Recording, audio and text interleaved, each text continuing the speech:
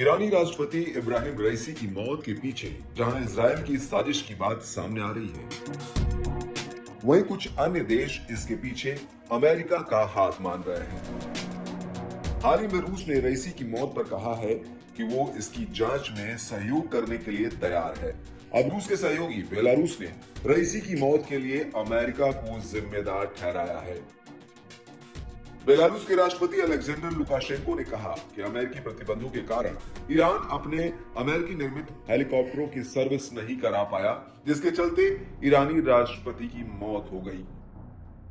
Lukashenko ने शुक्रवार को मिन्स्क में रूसी राष्ट्रपति व्लादिमीर पुतिन के साथ एक संयुक्त संवाददाता सम्मेलन में कहा कि मैं एक राष्ट्रपति नहीं, एक व्यक्ति के रूप में कहूंगा कि अमेरिका की विभत्स और घृणित स्थिति के कारण ऐसा हुआ। उन्होंने कहा कि मेरा मतलब है कि इन बदमाशों को लोगों को ले जाने वाले जहाजों, विमानों और हेलीकॉप्टर्स के खिलाफ प्रतिबंध लगाने का कोई अधिकार नहीं है।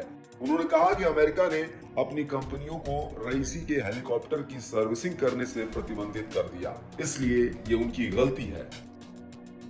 परमाणु अभ्यास और अन्य प्रमुख मुद्दों पर चर्चा के लिए मिन्स्क का दौरा कर रहे पुतिन ने कहा कि रईसी के काफिले में जो 2 अन्य हेलीकॉप्टर थे वे रूसी निर्मित थे। उन्होंने कहा कि रूस निर्मित हेलीकॉप्टर्स ने उन्हीं परिस्थितियों में उसी रूट से बिना किसी दिक्कत की उड़ान भरी।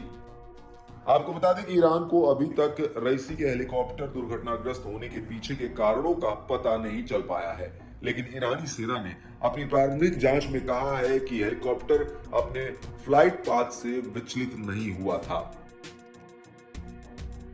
रिपोर्ट के मुताबिक राष्ट्रपति का विमान एक पहाड़ी पर दुर्घटनाग्रस्त हो गया और उसमें आग लग गई।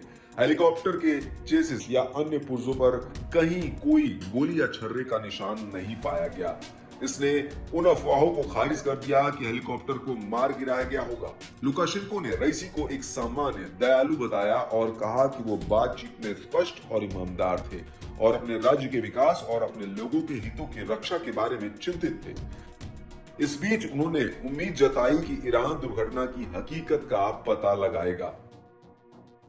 रूसी राष्ट्रपति के कार्यालय ने अमेरिकी विदेश मंत्री एंटनी ब्लिंकन के उस आपत्तिजनक बयान की भी निंदा की है जिसमें उन्होंने कहा कि ईरानी लोग रईसी के बिना शायद बेहतर हैं। उन्होंने ये भी कहा कि अमेरिका उनकी मृत्यु पर शोक नहीं मना रहा है। आपको बता दें कि अमेरिका और ईरान के बीच पुरानी लड़ाई है और उसी का नतीजा है कि अमेरिका ने रईसी की मौत पर शोक जताने की जगह साफ कहा कि उसे रईसी की मौत का कोई दुख नहीं है।